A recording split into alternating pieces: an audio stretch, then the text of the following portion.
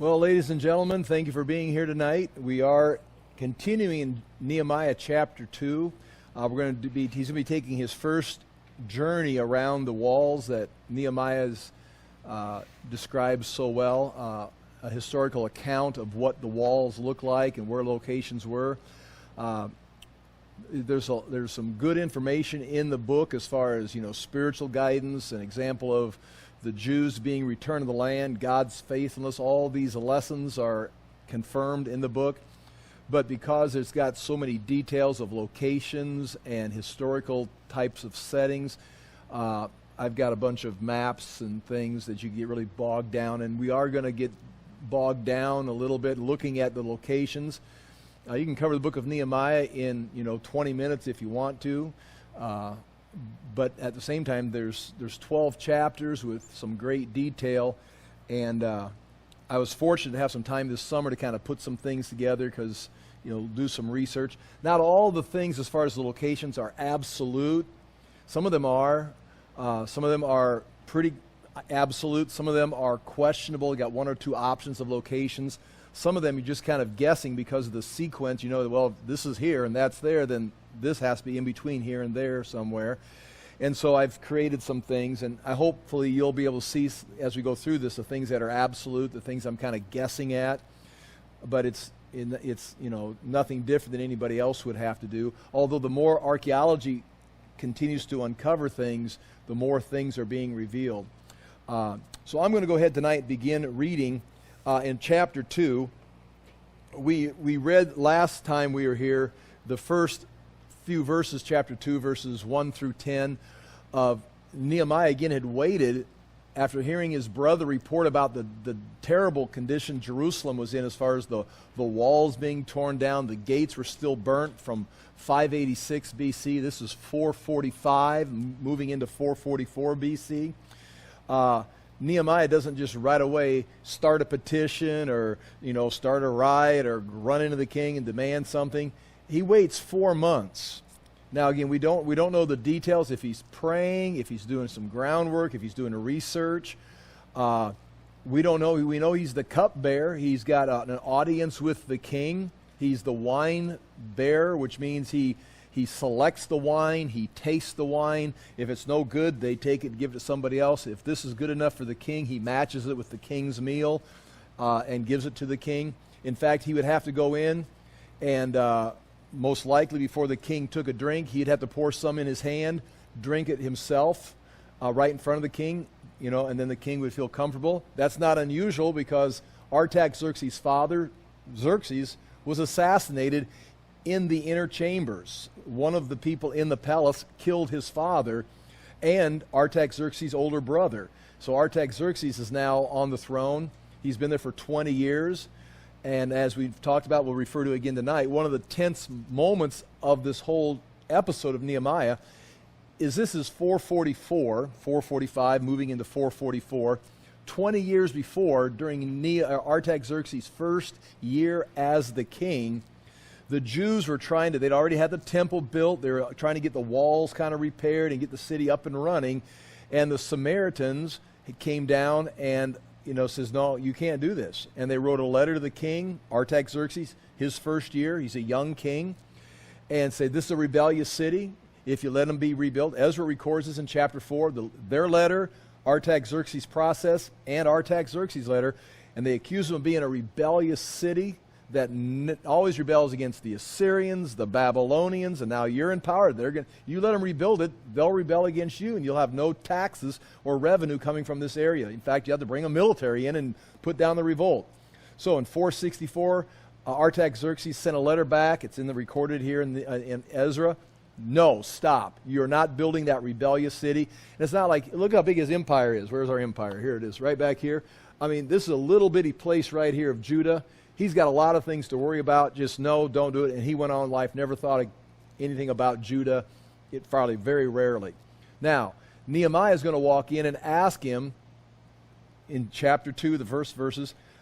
He's depressed. He's sad. Artaxerxes says, what's wrong? He says, well, why shouldn't I be upset? My city, my fathers, where the sepulchres of my grandfathers and fathers are buried. The city lies in ruins. And Artaxerxes is the one who says it's got to stay that way. Now, 20 years later, his response is, what do you want to do about it? And Nehemiah basically says, I want to go back and rebuild. He's not just going to go back on a tour. He's not just going to go back as a visitor. He's going to become the governor.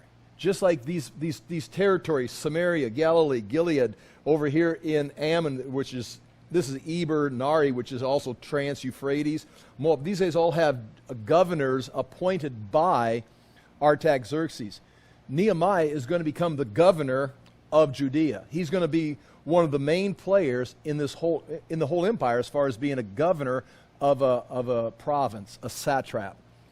And he gets full permission to go back, govern the place, and rebuild the walls. He's going to have not just permission, he's going to have paperwork. He's going to have letters as he comes all the way across this empire, going through the different territories, letters of transportation that he'll be able to transfer himself. He's given a military escort, so when he arrives in Jerusalem or when he stops by Samaria, and he would have given the Samaritan governor a letter, says, I'm back, I'm the governor, hope we can work together.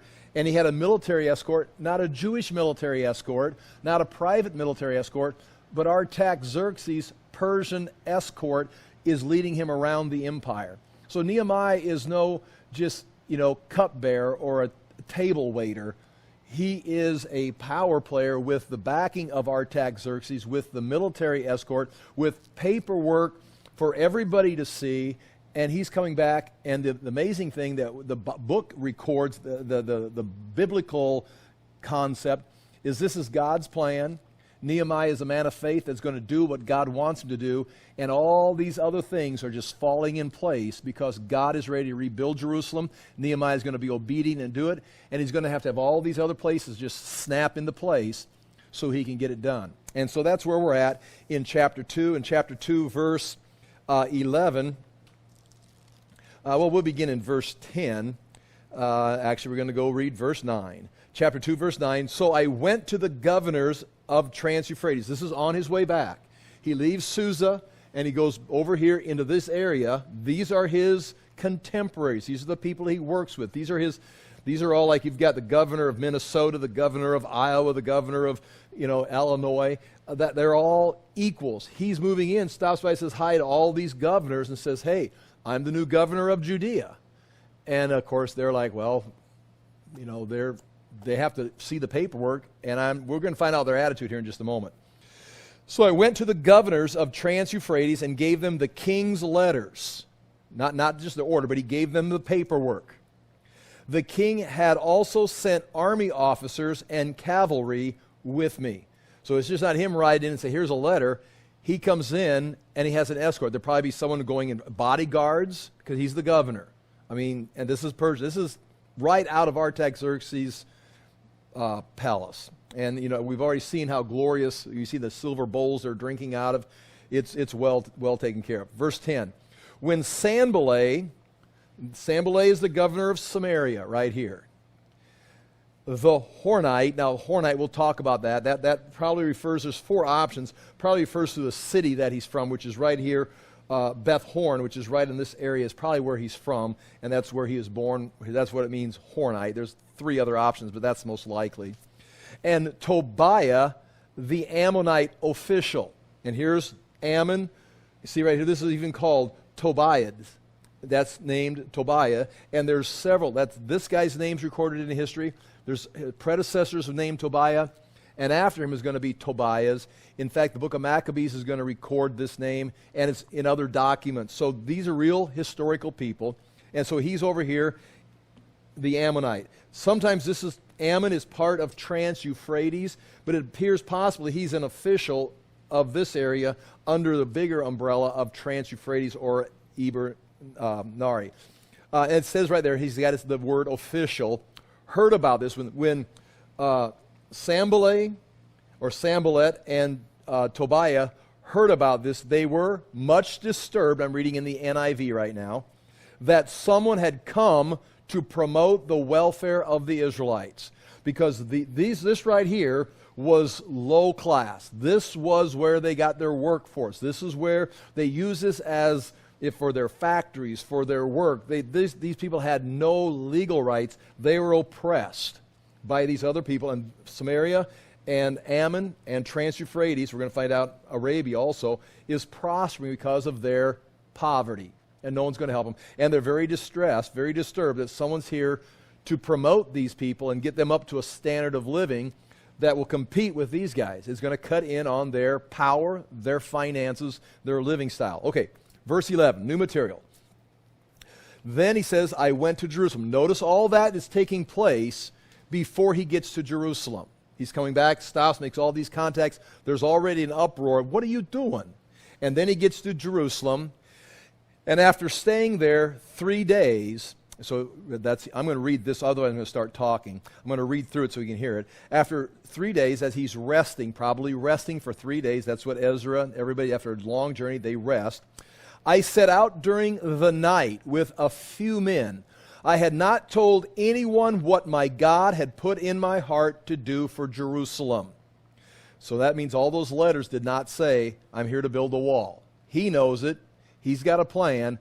But it's a very general, he's the governor, he's in charge. I'm going to be helping the Jews and Judea and Jerusalem. Something very, very general. But he hasn't told them his strategy on how he's going to get it done. Walls and gates first, and then we're going to start moving from there. There were no mounts with me except the one I was riding on, or animal. There's no animals. He's riding on probably a mule, probably not a horse because they're going to be too noisy, snorting and stuff.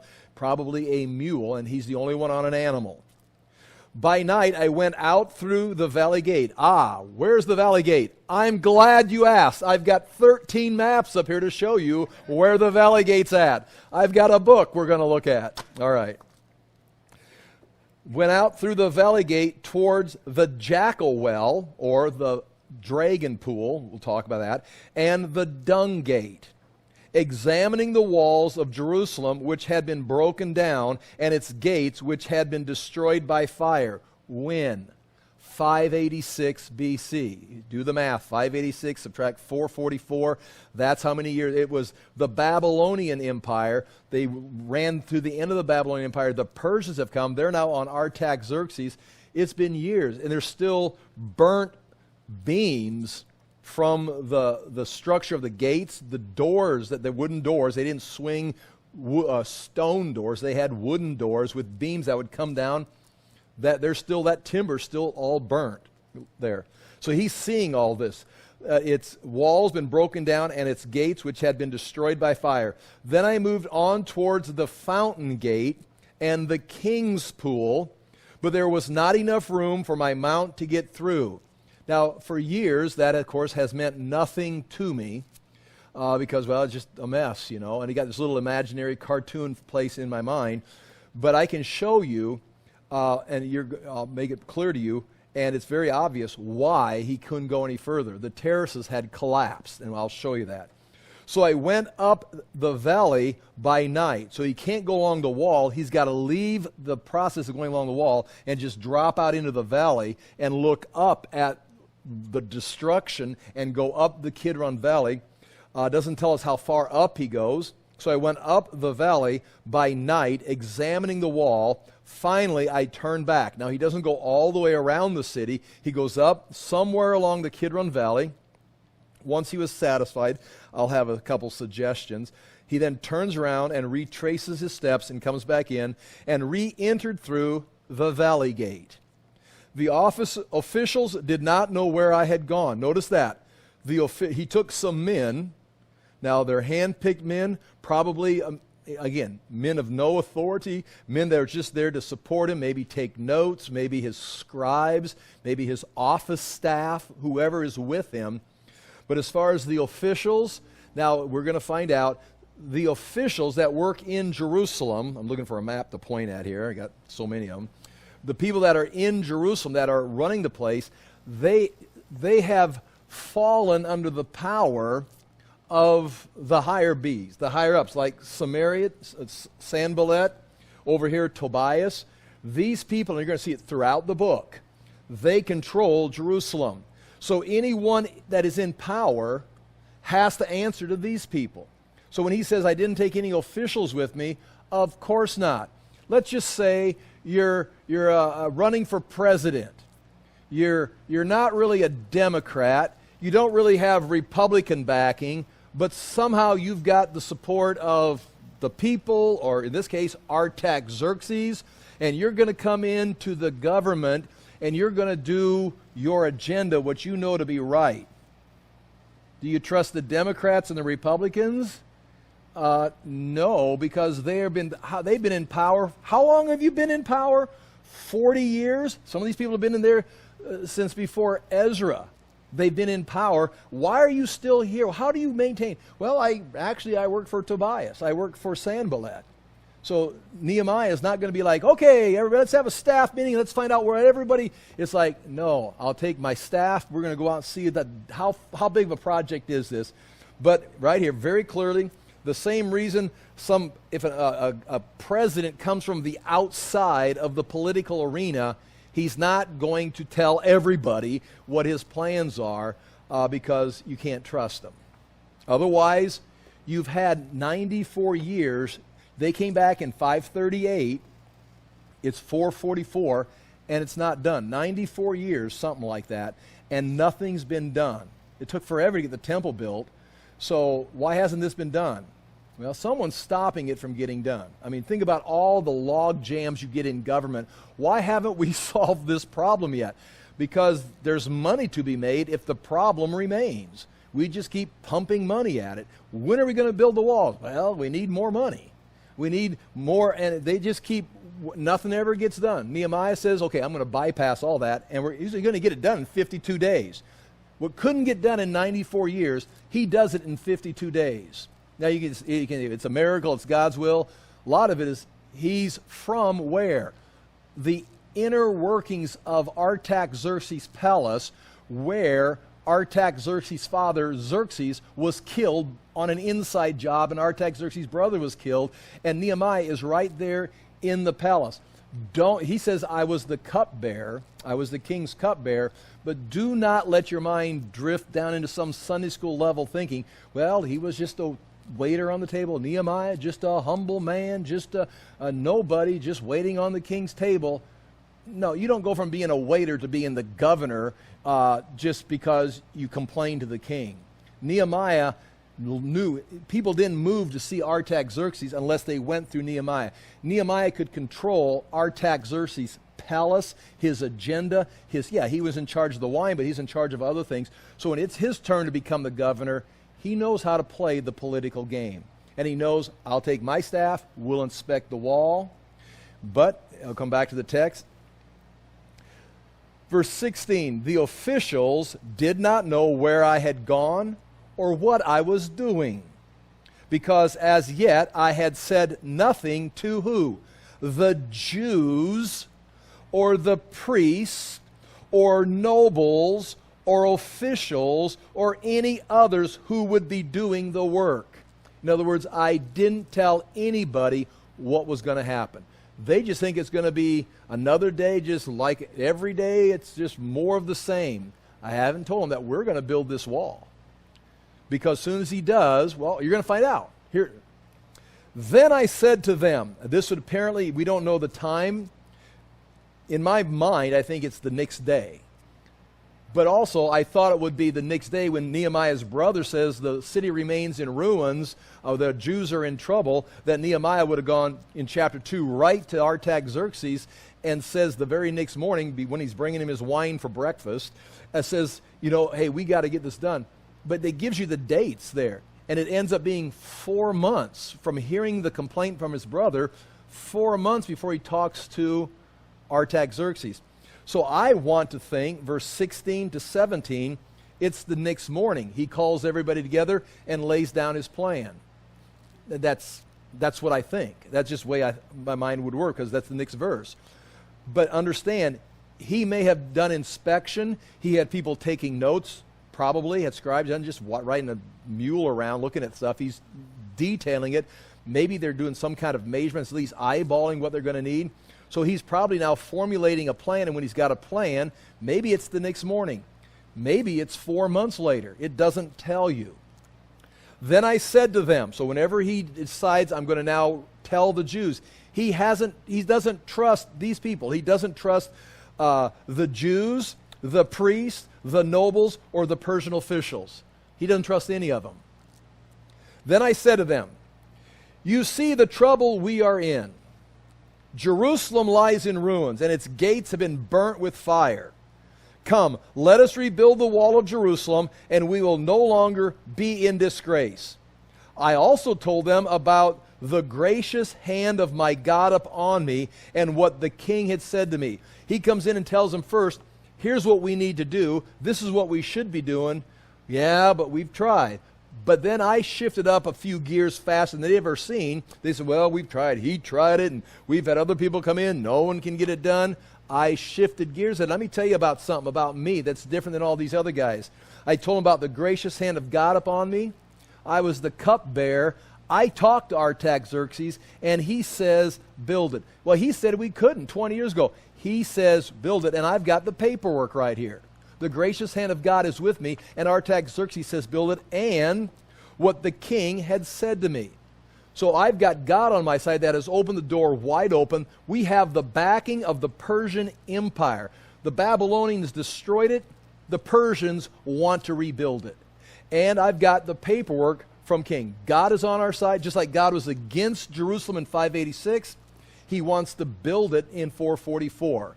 Just like Nebuchadnezzar says, I'm going to burn the city, Artaxerxes says, build the city. So, I'm not like any other guy that's come in here. It has been done for 94 years, but we're going to do it, and I've got God and I've got the king on my side. Well, okay, watch. They replied, let us start rebuilding. So they began this good work. So the people, they see that Nehemiah's got some backing, that he's going to get this done, that it's possible. They're excited. Now watch this. Remember the people who didn't trust? The Jews, the priests, the nobles, the officials? Some of them are in the crowd. So he's now got public support. Public support is, let's get this done. But you've got some Democrats and Republicans out there in the group that work for the what do you call it? The dark government. What's it called? The black state. What's the deep state? Right. You got the Republicans and the Democrats working for the deep state, and so the public go, let's do it. All the deep state employees run to Sanballat and Tobias, or Sanballat and Tobias, and verse 19, and say, Nehemiah's got paperwork he's going to rebuild the walls. He's got the financial support of the king. Okay, well, we got to put a stop to this. But when Sanballat the Hornite from Samaria and Tobiah the Ammonite official, and here's a new player, Gershom the Arab, heard about it, they mocked and ridiculed us. What is this you are doing, they asked. Are you rebelling against the king?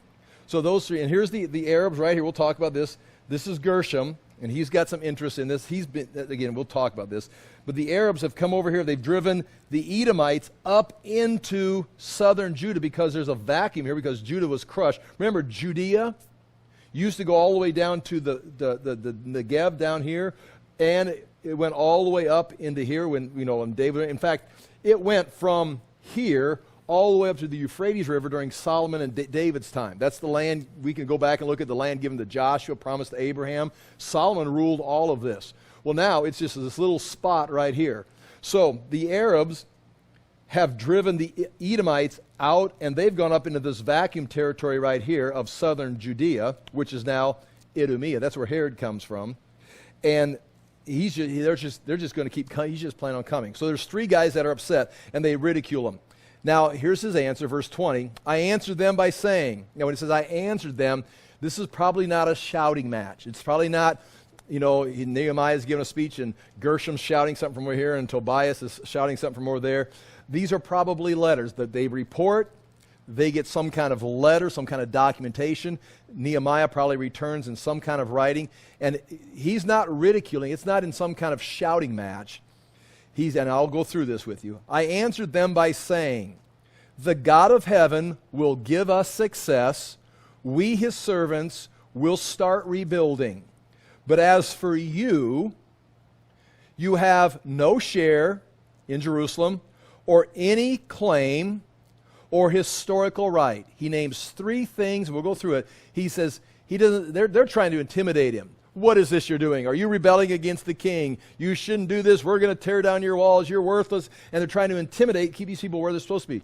Nehemiah comes back with these statements right here. They're all legal. They're all court documents. They're all things that are got the king's signature. They're historical accounts. They are a share, a claim, and a right. And we'll talk about that when we get through there. So there we have, that's chapter 2 of Nehemiah and what we've got to take a look at. Now, with that being said, I'm going to introduce you to this book right here. We're going to use this until we get done with chapter 12. In fact, on one of the inside cover, because this is mainly I built this. I designed this to deal with chapter 2, chapter 3, and chapter 12 when Nehemiah is going around the walls. And I can show you here quickly. Here is the journey he takes in this chapter 2 right here. And reason I printed this in color instead of just giving you black and white because, I wanted the pictures look cooler in color. But I've color coordinated it. And for example, this right here, everything in the purple, there's blue for the water, but there's purple here. These are the locations that Nehemiah is identifying in chapter 2. Then we're going to get to chapter 3, and they're going to start rebuilding. And in chapter 3, you've got this map right here. It's going to be in red. And this is amazing. In chapter 3, he starts right here at the sheep gate, and he begins naming all the people that are rebuilding and how far they're working and what all those places in red are mentioned in Nehemiah chapter 3. Some of these are absolutely, we know exactly where they are. Some of them we're not sure, but we know that they're between this point and this point, so it must be here because that's how it goes. And that's all in I've got the text in that book, and the red, when it says like the Ephraim gate or the old gate or the fish gate, that would be in red. So you can see in your book the map. And I've also broken it down, giving you sections, small portions of this wall. That is chapter 3. And then there's going to be here. Okay, you want to see here. This is a learning disability I got. You see this right here? I'm not sure how that looks. I made this, I thought I might write on it, so I made it so I can write on it. But it tells you who's the name of the man and his father, or basically the family, of who's working from the Tower of Hanil, the men of Jericho, and them, Zachar, and then the sons of Hashenai. And that's the names going, that's chapter 3. Besides naming the place in red, it tells you who is doing the building. So we can see some stones that Nehemiah set up right here that were built in Nehemiah's day, and we can pretty much know that it was Ben-Nui who set those stones up there. We can draw a circle around those stones. Those are put there by Ben-Nui. It's just, if it's right. Or if you're off a little bit, then it'd be put up there by Azariah or Palal, depending on where. But anyway, that's another map that we've got coming. And those are both from chapter 3. Then chapter 4, 5, 6, there's going to be all kinds of problems and assassination attempts on Nehemiah because they realize that they're going to have indictments and they're going to have have a mug shot. There are all kinds of stuff for Nehemiah, trying to bring him down. And finally in chapter 12, it's all done. He's resolved the problem. And then they're going to have the dedication. And this is where they're going to come out right here. There's their valley gate. They're going to come out here, and Ezra is going to lead the group this way. They're going to walk on the wall. Now, again, I've got pictures of me walking on the wall in there. The wall today was built in the 1500s, so you can just kind of see that idea. But they're going to walk on the wall all around like this, come in this water gate, which I've got pictures of. I've stood in this water gate. I've got pictures in the book of this right here, walked exactly where this is at right here. And then they're going to come up through this southern gate right here. Nehemiah is going to go with the group, going to go up this way and come in right here, and they're going to have a huge celebration right here in chapter 12, and it's called the dedication of the wall. So we're going to go from the night, going through just the rubble, to the ones I just showed you. They're going to rebuild it, have a bunch of conspiracies and attempts on his life and problems, and then this is going to be the dedication. That's what's kind of nice is now all that stuff would kind of make sense, potentially, as we go through it. So that's what you see in the book. So I'm going to open up to the book right here. I'm looking for the page. Oh, let's just do this. The front page, this front page is kind of, well, I had it underneath there somewhere. Right there. Front of Cody. Oh, there it is. This front page right here just kind of shows you some actual photographs I've taken of the locations that can match. And most of those are pretty solid. They're pretty definite. There's a few other places you could get, but that's on the front page right there, showing you the locations of the wall. Then you got the table of contents. The page 3 is going to show you the topography. You're looking at Jerusalem from the south. So right here, if you're looking standing down here, there's a hill down here, and you're looking up this way, and you can see I've got it kind of marked on there. Here's the picture, and I've got in red generally where Nehemiah's walls went. Now understand, we're fortunate people live at this time in history, because you go back to the 1800s, they've got all kinds of crazy walls. They're trying to build the walls. They're out covering the western hill where Herod's palace was at, and it's part of the city today. But it's like, how did you build that in 52 days? And it's a lot of questions. And through archaeology and some other things, they've narrowed it down to this is where that red line is very general. I'm just kind of sketching out. That's how big the wall was. Then right below that is the topography.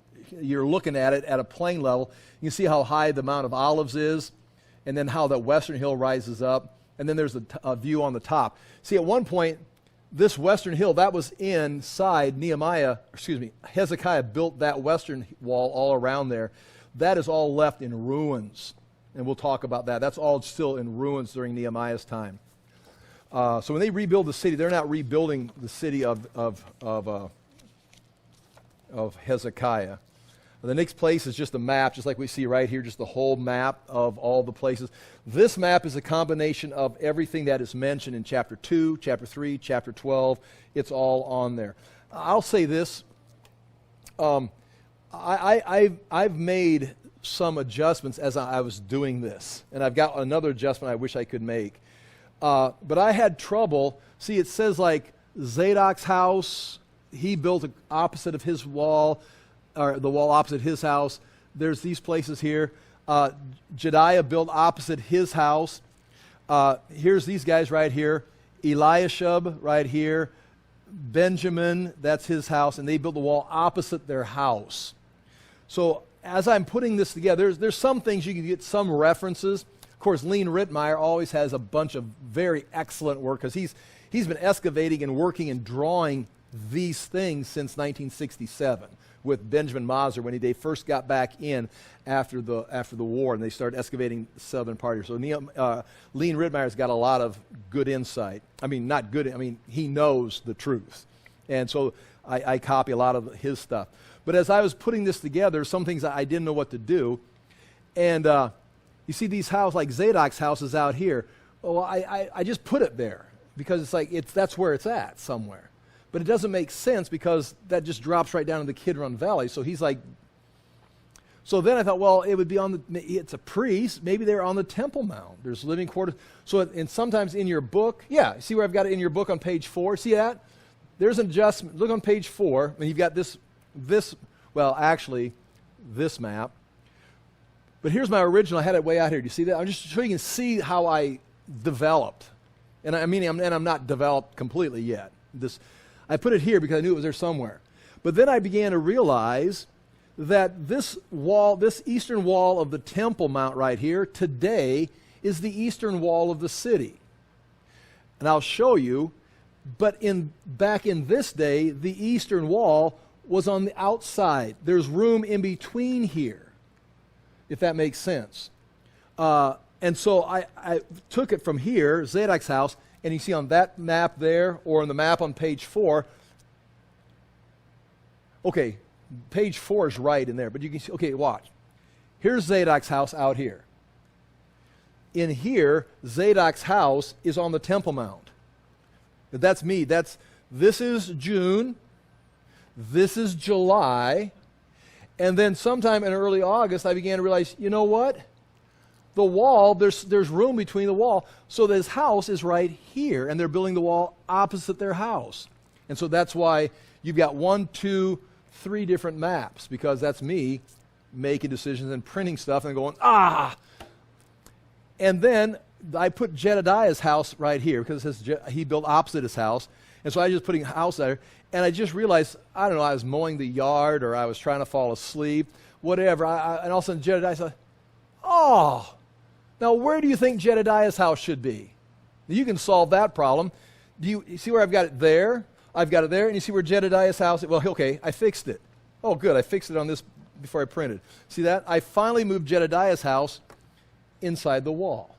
Okay, so that's, again, that's not me doing archaeological work or excavating something, and that may not even be right. But nonetheless, that's how you're kind of putting these things together. All right. Anyway, that's on page 4. There's a bunch of information. Go to page 6, and there is the notes. And we're going to do this right now, if you don't mind. We'll do the map here first. So I think we can do this. Here we go. Page 6, I'm going to now read the English Standard Version on page 6. And you can see I've only got the bottom half of this map showing on there because this is all, we'll talk about this later. As we begin this, here's how this happens. This is the high part. There's a central valley running right here. You can see it on the topography. It's hard to see today because of so much fill and development. This is all, and destruction. This has all kind of been filled in. If you're running, and I've ran around Jerusalem several times, but you can have to run up. You can feel this running uphill. All this from here, you're running uphill. Then up here, you got to run up Mount Moriah. It's not high, but you're definitely, if you're running, you know if you're going uphill, down here, running flat. You can just feel it. The older you get, the more you can tell. And I can remember running up here, but then right even in here, there's a little dip. It's not really a valley, but you're definitely going downhill. Then you start to rise again on the western hill. So even today, the topography, I can tell there's a dip there. And you can, if you look at it, you can tell. But it's not, this was a lot more obvious of a valley. The Kidron Valley, the Central Valley, then this is the western hill that rises, that they eventually came and settled on, and Hezekiah had to build this wall out here around it in 701 BC. This remains rubble. This is just a junkyard. But there's another valley come over here. The Hinnom Valley runs down here and then cuts across right here. And all 3 valleys meet. Kidron meets, the Hinnom, and the Central Valley plays right into the Hinnom right here at this location. And then the Kidron continues to run down into the ravine, down all the way to the Dead Sea. But they all meet right here. Kidron, Central, and then the Hinnom Valley curves around right there. Now, you can't attack Jerusalem from this side because you've got to come out of a valley. You can't attack from this side because you got to come up a valley. Plus, there's the city on this side. The Babylonians did attack right here. You can find Babylonian arrows heads right here. And you can't attack, and I'll show you some pictures. I wish I could show you some video. But you're just not going to attack going up this hill. But it all rises this way and continues to rise. So when you attack Jerusalem, if you're the Babylonians, if you're Sennacherib and getting ready to, that Sennacherib came and talked from this side. If you're the Romans, you're going to attack right here on the north. So, when Nehemiah gets here and he starts looking at it, just based on topography, just based on the history, this is destroyed. There's nothing left here. This has been totally, you got maybe remains, foundation work, but these be totally rebuilt. This is not as bad, but it's been destroyed. But you're going to notice down into here, actually in Hezekiah's day, or we should say 586, this wall was inside the city, inside this wall. Do you understand? So this wall is not, although it needs to be rebuilt, it's not going to need as much work. And that's why when we start saying from here to there, there's not as many people working. It's like a lot of it's done. Or they just need to be, cleaned up a little bit. Then you come around here, and I again wish I could show you some video, and I've got pictures in the book trying to explain this to you. We'll talk about it more.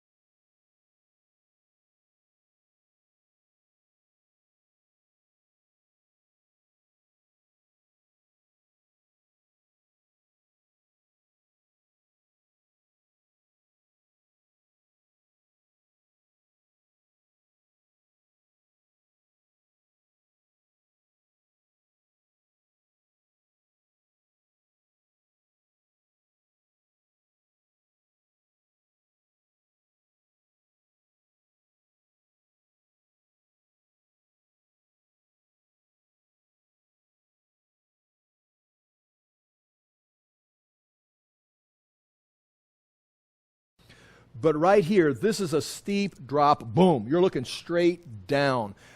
This was David's palace. This is the city of the Jebusites. The city of the Jebusites David took was right here, generally right here. And they had the fortress. The fortress of the Jebusite city was where? On the north side of the city. The palace and the fortress that David took were right here against the northern wall. How come? Because if anyone ever attacked Jerusalem, they had to come in from the north. And so the Jebusites, this was the fortification. And so David occupied the fortress. The Bible talks about David being in the fortress and building a palace right here. And this is all to expand the city. They would build terraces. They built terraces out here where they'd build some kind of a retaining wall, give yourself some flat ground. Then they'd build another retaining wall, and then build houses on top of houses. And this whole area was just terraces of houses. You've seen cities like this, especially in other countries, like, along the coast or something, just houses on top of each other going up. Well, when the Babylonians, they didn't necessarily attack here, but they did burn it. And this is where they found, I'm way off subject, this is where they found, and they're excavating this in the 60s. Catherine Kenyon excavated it. Recently, Benjamin Mazer's granddaughter, Eliot, has excavated it. She's the one who found David's palace. Great story there. Again, that could go on for weeks. But they've been excavating this, and they found, for example, the burnt room. And in the burnt room, they also found the cuneiform, the bulla, the seals that were on the written documents. The bulla house is right here with many bullas with names inscribed on like a coin. They've been pressed in with someone's seal. Some of the people's names were in the book of Jeremiah, some of the officials, because they were the ones who sealed documents for the government, and they put Jeremiah in prison. That's why they recorded in the scriptures. But they found their bulla right here with their names and their fathers' names on there, because all the papyrus or whatever the documents were made out of were burnt, but those bulla, the clay seals, remained. They found those all right there, but that all came tumbling down. So when Nehemiah gets over here, this is just a collapsed terrace all the way down the Kidron Valley. And he's going around the wall. Okay, doesn't look bad. Okay, looking at I see what you got. Holy smokes. It's like, and here's what he says. I went out into the valley and continued up the valley inspecting the wall. So I know what he's doing down there, and you would too. I mean, he's not walking by looking at the wall like this. He's looking at the wall like this. He's looking up out of the Kidron Valley, looking at just the collapse of just... And they're not going to rebuild this. Notice where the wall's at. The wall is where? Right up here on the crest. The wall's built right up here. They just leave this all trashed. This right here, they don't go out here and rebuild this. They refer to it. They refer to the broad wall. They don't rebuild this. They cut off and just rebuild right along. The Central Valley rises up right here. That's where they built the wall. They come around here. The Kidron Valley peaks out right here. That's where they built the wall. And they come up here and enclose the temple. So that's important to understand. This is totally devastated. This needs to be rebuilt. But this was inside the city of 586. It's not as bad. This, we'll see how he goes around here. But he can identify these places. He can see the gates. But when he gets in here, it's like, oh... He turns and goes way out in the Kidron Valley and then comes up here. Now, here we go. Reading on page 6. A lot of these things we've already talked about, but mainly what we're looking at right now is we're identifying the locations. I'm giving you a little bit of background, maybe show you some pictures. Page 6, Nehemiah chapter 2, verse 9. Then I came to the governors of the province beyond the river and gave them the king's letters. Now the king had sent me with officers of the army and horsemen. We've already read that tonight. That's him coming back to Jerusalem, going through all the provinces. He's meeting with all the governors and the satraps. Verse 10, but when Sanballat the Horonite and Tobiah the Ammonite servant heard this, it displeased them greatly that someone had come to seek the welfare of the people of Israel. Now, again, he met with them, at least he met with their officials, and they're not happy. What are you doing here? We've got this under control. They work for us. Everything's fine. We don't need your hand in this. They don't know he's going to rebuild the walls. They just know he's here to help the Jews. So I went to Jerusalem and was there 3 days, recovering. Verse 12. Now here's our material that I'm looking at. Then I arose in the night. So I'd assume this would be after the third day. I and a few men with me. no names, probably staff, people that he can trust. He doesn't take an escort. He doesn't. Maybe a couple guys that he trusted that could show him around the city, but he's not bringing people in. What are your ideas? What are your thoughts on this? No, there's no collaboration. He doesn't care what you think. You've had 94 years to think. I don't care what you think, and I know what I'm doing. So these guys are trustworthy and not necessarily ID them in. And I told no one what my God had put into my heart to do for Jerusalem. Meaning they have no idea. I just want to go out and, maybe he said, I don't know. Maybe he said, I just need some fresh air. I just can't sleep. I've been sleeping for 3 days. I just want to go out and just see the city. I don't get out. It's like, it's always too crowded during the day. I'm not sure if he made that up or not. But they didn't know that they're inspecting the wall. Like I said, they're taking notes. Maybe they weren't taking notes. Maybe he's just taking mental notes. There was no animal with me but the one on which I rode. And again, they all don't have a military escort. He's riding on a mule. Probably. It doesn't say a mule. It says an animal. I don't think it's a horse. There'd be too much snorting, too much noise, trotting and stuff. A mule, just a very calm animal riding around. Okay. I went out by night by the valley gate. And that is right here. The valley gate is this one right here. And that would be leading into the valley, the central valley. That would be, so he goes out here. Notice where he goes out at. It is possible, see David's palace is right here. It's possible something has been rebuilt or something is here and he's staying in this area. That's not a slam dunk. That's not for sure, but that may be where he's staying. Because he goes out he's always going out this gate right here. So there may be a royal presence here. They have found Persian evidence of Persian settlements in this area as they excavate. I mean, the people, they've even found like coins and bulla from the Persian time period with Persian symbols on it, with Jewish names, with Persian symbols in this area. So that's just speculation. I went out by the valley gate to the dragon spring. Now, the dragon spring, it's a source of water. It's a flow of water. It's not a pool. It's a spring. It could be called the dragon spring or the jackal spring. They're both those words are used. Dragon comes from the Hebrew word, which was a mystical beast, a mystical creature, but it's a spring of water.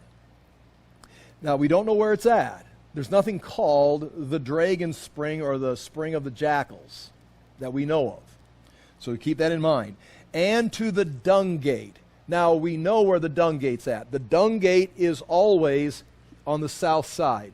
Today, it's still on the south side. It's always here. This is where dung would go. The dung, the waste, the junk, the trash would go out and be thrown into some kind of a dump pile out here in the Hinnom Valley. Again, many people build on that quite extensively. Sometimes they build too far with it. But the Hinnom Valley, or Gehenna, the Valley of Gehenna, this is where we get the word Gehenna, or translated hell, the ever-burning fire. Jesus refers to Gehenna. He's referring to the Valley of Gehenna, or the Valley of Hinnom. This is what he's talking about. So this is where they use, in fact, even today, coming down this way, it's very green and grassy. It's a very beautiful. I've walked down here all by myself one time. Just went all the way around. I got pictures in my living room and my family room. If you look, I'm standing right here in the Hinnom Valley taking pictures of just the olive trees and different things down here. But this is where they used to have the groves, and during Manasseh's reign, that's where they had the Topheth, which means the burner, where they would have these burners where they'd put the children and burn the children in the fire in the Hinnom Valley. And that's where they'd have loud music and bands, because the children would be screaming as they were being burnt alive. And they'd have all kinds of wild, drug-induced parties going on down here as they sacrificed their children in the fire. Manasseh did it with his, made his children pass through the fire. Well, when Josiah comes on the scene, he tore it all down and turned this valley of Gehenna, turned it into a trash heap. This is where you dump your trash. just basically tore down their party houses or whatever, their religious, whatever they were doing. So anyway, the dung gate, again, that all kind of ties together, but the dung gate is right here. They would just take the garbage out. So, Valley Gate, Dung Gate. Now, right here, and again, as far as, are you guys enjoying this at all? Are you all right? Are you like, good night, this is way too much information? Okay. But nonetheless, and there's so much background here, and some of these things that we're absolute about, some of them we're piecing together, and I've already explained that. Here's Zadok's, it's like, I'm still moving. Now, by the time I get done teaching this, I may come back and go, okay, throw all these away, got to make all new stuff. We're going to be learning. Nonetheless, right here is water. You can still see it today coming out right here because this blue line right here is Hezekiah's tunnel. This is the Gihon Springs. This was why probably Jerusalem was built where it's built. It's on a ridge, protected by valleys. You've only got to guard the north, and you got the water source right here. That is still pumping water today, a continuous flow, depending on the seasons. The Gihon Spring is still pumping water. It used to flow out here. There'd be the Canaanites cut a tunnel, and I've got pictures of that. They cut a tunnel like this from the top down, and then they took and they dropped stones in on the top of it. So they dropped big stones in on top, so that then they had instead of digging through the ground, they dug down into the ground. The water would flow from the Gihon Springs down this way into what is called the King's Pool or the artificial pool or whatever pools they had down here. And this was where the King's Gardens were. They talk about the King's Garden. This was very well vegetated because it's a continuous flow of water, irrigated. But they had the Canaanite tunnel. You can see it today. And you can see the rocks they dropped in as they covered it up. Hezekiah, when he was going to be invaded, all his fortified cities are being destroyed, 701. Every fortified city in Judah was destroyed by Sennacherib. The last one was Lachish. Azekah was gone. Lachish, in fact, when he was destroying Lachish, he came up and started talking to Hezekiah, one of his generals. Hezekiah had been getting ready for this invasion because he's the last one standing. We could go down that road. But he cuts through the bedrock. Remember, this is not a flat map. This is a rock ridge right here that rises up like that with a higher mound over here, Mount of Olives, and a higher mound over here, the Western Hill. But this is a rock ridge. Hezekiah had men start here and started tunneling through that rock. He had men start on this side over here and started tunneling in like this. No one knows how they did it. They do not know how they did it. You're tunneling through rock underground, and they meet right here. You can see where they met. Blindly in the rock, they're going this way. They don't have GPS. They don't have their cell phones. They're just somehow, maybe they did, I don't know. But they meet right here. And they put an inscription at the end where it comes out. They described it in an inscription. They chiseled it in ancient Hebrew. They took it out. The Ottoman Empire took it out and put it in Constantinople in the museum. You can go see it. And there's just right there, it's just a big hole in the wall where you used to have the inscription of Hezekiah. Many things. You can read the Jerusalem book. Many details about this. And the water flows slightly downhill all the way to here. Now, it's amazing. They cut, and they don't have like large drop-offs and stuff. It's just like this grades just all the way down. And again, the measurements are, just like it's just a very fine drop so that the water goes this way.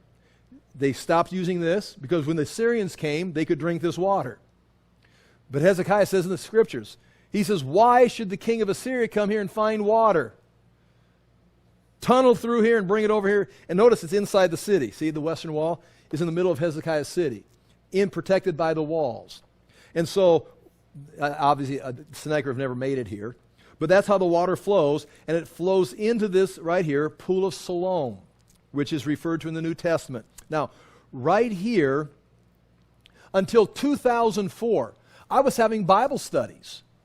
Generation Word was having Bible studies. And we did not know where the Pool of Siloam was. It had not been found yet.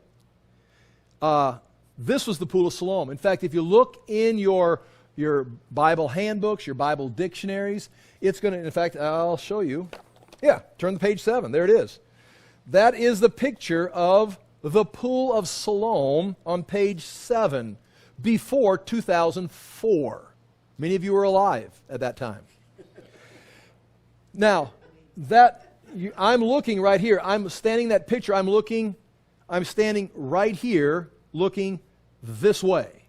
And so where you see that arch, there's a little kind of on the left side, a little bit of a ravine there that doesn't make contact. That goes around the corner and goes into Hezekiah's tunnel.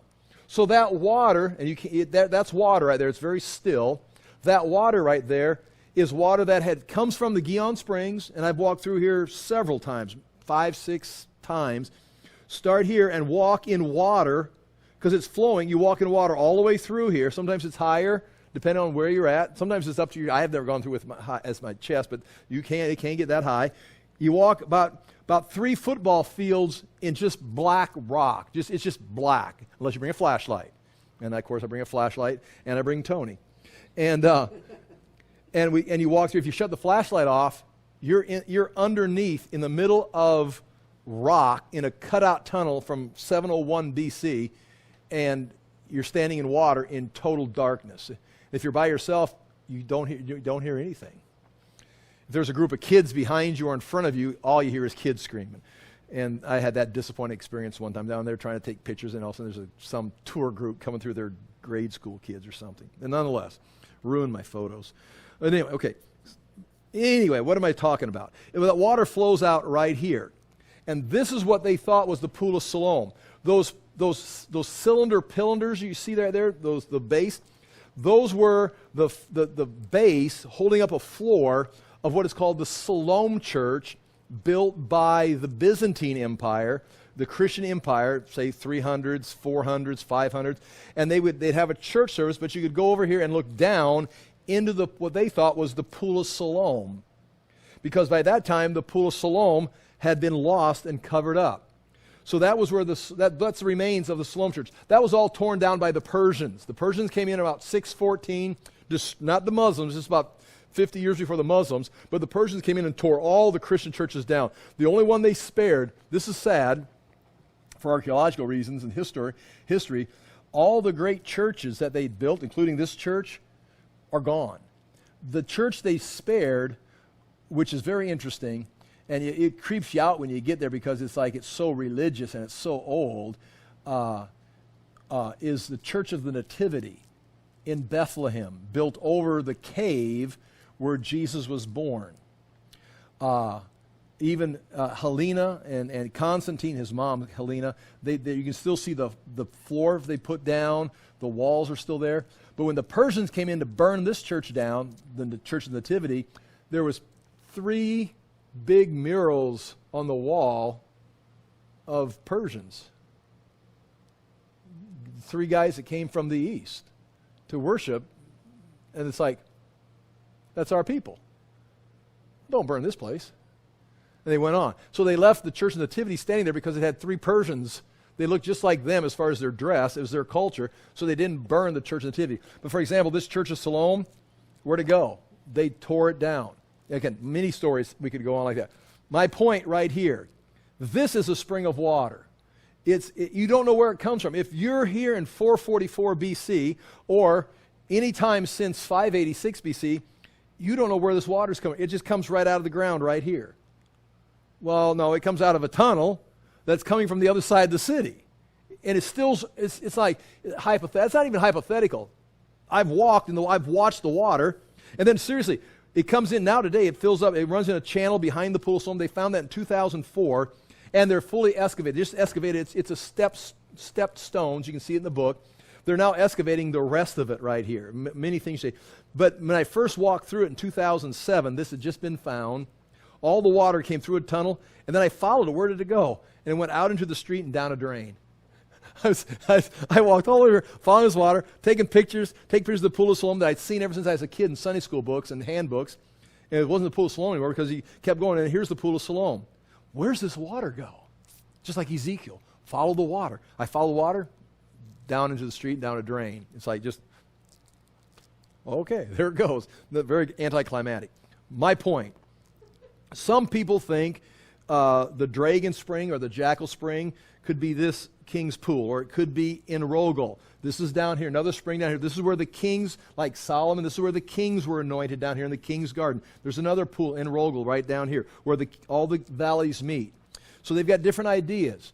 I'm saying, and other people do too, that the Dragon Spring is between the Valley Gate and the Dung Gate.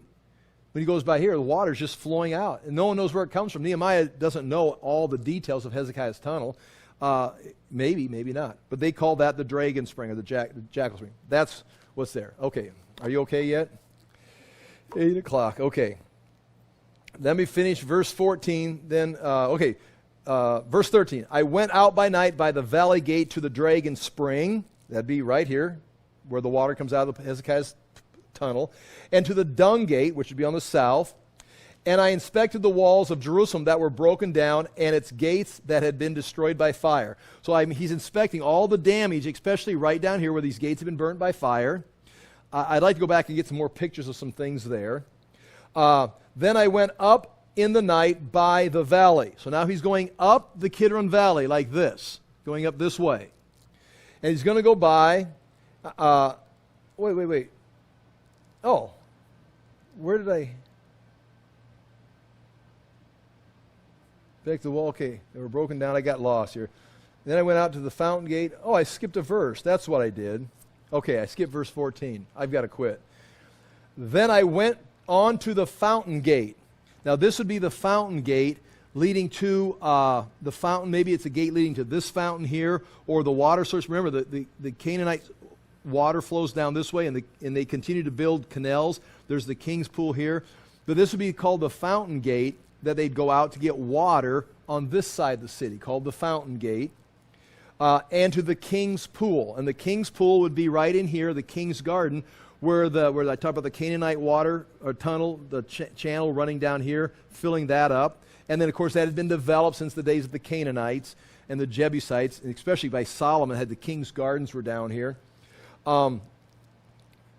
And to the fountain gate and to the king's pool, and there was no room for the animal that was under me to pass. So when he gets right past here, this is where he had to stop, because all these terraces are just collapsed. And I entered by, then I turned by night up the valley. So he goes out here and goes up. We don't know how far up here he went, but he goes up somewhere and then turns around and comes back the same way and enters the valley gate. Let's do this I'm just going to show you the pictures. I'm going to quit. Go to page 8, and I'm going to review this next week. On page 8, you can see, I've got right here a picture of, see the line? You can see Hezekiah's tunnel, the tunnel, the Gihon Spring, Hezekiah's tunnel. I've got a dot right here with an arrow or a line pointing. That's me walking through the tunnel. This is where you come out right here. There's the steps where you come out of the tunnel. And there's that same picture of where the water flows into the old Siloam, Pool of Siloam, or the Dragon Springs. And then there's a picture of me standing in the Pool of Siloam right there. On page 9, there you've got an arrow, a dotted line where Nehemiah's mule would have ridden. You see, he's coming right down here. This is Nehemiah, that dotted line. This is going right past the Dung Gate and turning to go up. He's coming down the Hinnom Valley and turning to go up the Kidron Valley. And that's that white line. That's one of the pictures I took. And as you look at that, you can see where the Dung Gate's up the hill. I'm on page 9. And I'm going east. Does that make sense, that picture? There's another picture just like it. There's actually a road there. You see where the road turns. I've got a little arrow pointing to En Rogel, would be down that way. The city of David in the Kidron Valley. Nehemiah would have gone just like that on page 9. And then when you get to page 11, now I'm standing up here on the crest of the hill, where David's palace would be right behind me. And I'm standing on top of what is called the step stone structure, and I'm looking down into the Kidron Valley. All that used to be terraces. It was highly developed. That's where royalty lived. And all there's people that worked for them. But I'm looking down in the Kidron Valley. Turn the page. On page 12, I've got it circled. That's the Gihon Springs. There's a building over the Gihon Springs. Right here, it's still pumping water. There's water still coming out of the ground right there, and that building is on the Gihon Springs. And you can see how high you are. Coming out of that building, going to your right, is the beginning of Hezekiah's tunnel going all the way underneath that, and I'm standing again at the top of this ledge right up here looking down in the Kidron Valley. So you get an idea, and all that has been, not all of that has been excavated, but much of it's been excavated. Page 13, you're looking at a closer look at the Gihon Springs. Page 13, the bottom picture, I'm standing here, are you ready? Looking this way. So that's looking up. If you go just to the right, top right of the corner, if I would turn the camera just a little bit more, you could catch the corner of the Temple Mount right here, just to your right there. And that's the Mount of Olives. In fact, you can see 1, 2, 3 summits. You see I'm looking this way.